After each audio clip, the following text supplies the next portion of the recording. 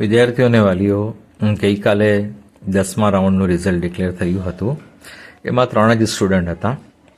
એકને 3 છોકરીઓ જ છે. એકને હોમિયોપેથની VH દવે SC કેટેગરીમાં એલોટ થઈ હતી, કેજુબેન મહેન્દ્રભાઈ, અને પરમાર હેલીને SC કેટેગરીમાં છે પણ ઓપનમાં એને KSAY સ્વામિનારાયણ એલોટ થઈ હતી, અને સાધુ શ્રુતિ રાજીવભાઈને SCમાં છે પણ ઓપન કેટેગરીમાં એનો સ્કોર વધારે છે, એટલે 144ના ઉપર છે, 147 છે, અને પેલી ઓપન 148 છે. એને ઓપનમાં હિમાલયામાં મળી હતી. એટલે ફક્ત 3 સ્ટુડન્ટને ગઈકાલે સીટ એલોટ થઈ હતી. હવે આ 3ની આજે છેલ્લો દિવસ છે પેમેન્ટ કરવાનો. આ લોકો પેમેન્ટ કરી દેશે તો થઈ જશે પૂરું. જો આમાં પાછું કોઈ છોડી દેશે તો પછી આના પછીના રાઉન્ડમાં, એટલે કે 11મા રાઉન્ડમાં એ સીટ પછી એલોટ કરી દેશે કાલે. આ તો થઈ ગયું ગઈકાલની વાત. કે હવે જૂની જે સીટો હતી એમાંથી હવે ફક્ત આ 3 સીટ રહી ગઈ હતી, ને 3 સીટ પણ આજે આપી છે. હવે આમાંથી કોઈ બચશે, 1 બચે, 2 બચે, કે 3 બચે તો ફરી આવશે 11મો રાઉન્ડ. હવે આપણે વાત કરીએ કે નવું રજિસ્ટ્રેશન જે કરાવ્યું હતું એડમિશન કમિટીએ, એની મેરિટ લિસ્ટ અપડેટ થઈ ગઈ છે. એમાં 22 સ્ટુડન્ટ છે, ફક્ત 22 સ્ટુડન્ટ છે, અને સીટ ખાલી છે 66. એટલે 44 સીટ હજુ ખાલી આવશે. આમને એલોટ કર્યા પછી પણ 22ને પણ સીટ એલોટ કરે તો પણ 44 સીટ બચશે જ, બરાબર. હવે ડિસ્ક્વોલિફાઈડ કોને કર્યા? કે એમને જે 4th રાઉન્ડમાં છે ઓલરેડી, એમને બહાર કાઢ્યા છે, ડિસ્ક્વોલિફાઈડ કર્યા. પણ એમની ચોઇસની ભૂલ હતી, એટલે એ સુધારવા માટે રજિસ્ટ્રેશન કરી રહ્યા હતા. તો એમને ચાન્સ આપવો જોઈતો હતો, પણ એડમિશન કમિટીએ ઓલરેડી 4થા રાઉન્ડમાં છે એમ કરીને એમને પાછા બહાર મૂક્યા છે. અને જે 144થી ઓછા સ્કોરવાળા જેટલા હતા એમને પાછા બહાર મૂક્યા છે. હવે જ્યારે કટ ઓફ ડાઉન થશે ત્યારે જ આ લોકોનું કંઈ થઈ શકશે. પણ જે લોકોને પણ એડમિશન નથી મળ્યું, જે લોકોને પણ એડમિશન નથી મળ્યું, એમને 1 વખત રજિસ્ટ્રેશન કરી રાખ્યું છે, 2 વખત કર્યું છે, 3 વખત કર્યું છે, એમના 10,000 રૂપિયા દરેક જગ્યાથી પાછા આવશે. અગાઉ રજિસ્ટ્રેશન કર્યું હતું એ પણ 10,000 પાછા આવશે. ફોરફિટ નહીં થયા, એડમિશન મળ્યું નથી એટલે. અને હમણાં ફરી જેમણે કર્યું છે એમને પણ પરત મળશે, કેમ કે એડમિશન નથી મળ્યું, એમને ડિસ્ક્વોલિફાઈડ કર્યા. એટલે જે તે લોકોને જ્યારે પણ ડિસ્ક્વોલિફાઈડ કર્યા છે એમના સિક્યોરિટી ડિપોઝિટ તો મળવાના જ છે એમને. એ તો 10,000 રૂપિયા તો એમને મળવાના છે. કાઉન્સેલિંગ જ્યારે પણ પૂરી થશે ત્યારે મળશે. એટલે આ ડિસ્ક્વોલિફાઈડ થયા છે 12 જણા, ને ફક્ત 22 જણા મેરિટ લિસ્ટમાં છે. સીટ છે 66, તો 66માંથી 22 જાય તો 44 રહે.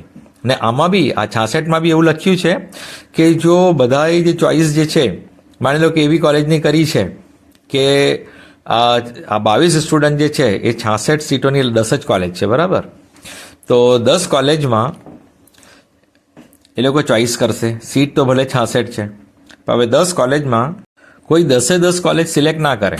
જો 10 કરે તો બધાને એડમિશન મળવાનું જ છે, પણ કોઈ 10 ના કરે, એને જે ગમતી હોય એ જ મૂકે, તો પછી કોઈને એલોટ થશે 22 જણાને, અને પછી 22 જણામાંથી પાછું કોઈ છોડશે તો ફરી પછી એને બાકીના લોકોને આ મેરિટ લિસ્ટમાં જે 22 જણા છે એમને ફરી બીજો ચાન્સ મળશે, જેમને એડમિશન નહીં મળશે પોતાની ચોઇસ અનુસાર. પણ જે કોઈ વિદ્યાર્થી આ 10 કોલેજ ચોઇસમાં મૂકશે એને તો 1000% એડમિશન મળવાનું જ છે, કેમ કે રજિસ્ટર થનાર ફક્ત 22 સ્ટુડન્ટ છે અને એમની સામે સીટ છે 66, કોલેજ 10 છે. તો હવે તમારા ઉપર છે કે તમને આમાં 10 કોલેજમાંથી જે પણ ગમતી હોય એને ક્રમ અનુસાર ગોઠવી દો. આ જ તમારી છેલ્લી ચોઇસ રહેશે. ફરી પછી ચોઇસનો ઓપ્શન આવશે નહીં. હમણાં જે ચોઇસ અનુસાર તમને મળતું હશે તો હમણાં આપી દેશે. આના પછી પણ જો સીટો ખાલી પડશે તો તમારી ચોઇસ અનુસાર હશે તો તમને આપશે. ચોઇસ અનુસાર નહીં મળતું હશે તો પછી નહીં મળશે. ને 10 તમે ભરી દેતા હોય તો મળવાનું જ છે.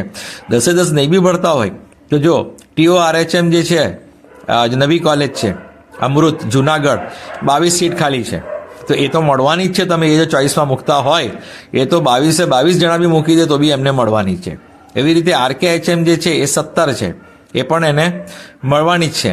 આ રાજકોટની પેલી કામદાર કોલેજ લાગે છે, તો આમાં પણ 17 સીટ છે, એ પણ મળવા જ છે એમને, બરાબર. એ રીતે તમે જોઈ લો કે તમને જે લેવું હોય, બરાબર.